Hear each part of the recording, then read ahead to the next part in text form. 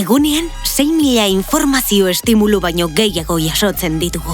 Batez beste, estimulu bat 10 segunduan behin.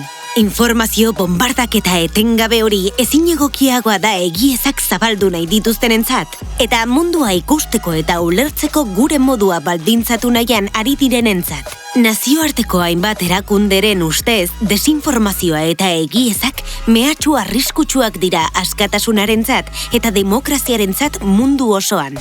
Jakin duzu fake newsak nahasmendua eta muturreko emozioak sentiarazteko diseinatzen direla? Hori dela eta, berehala partekatzen ditugu gure kontaktuekin, askotan irakurri ere egin gabe.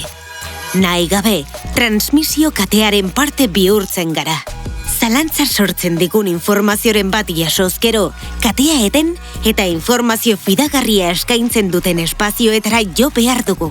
Horixe da bidea desinformatuta eta elkarren aurka nahi gaituen zarata faltsua isilarazteko.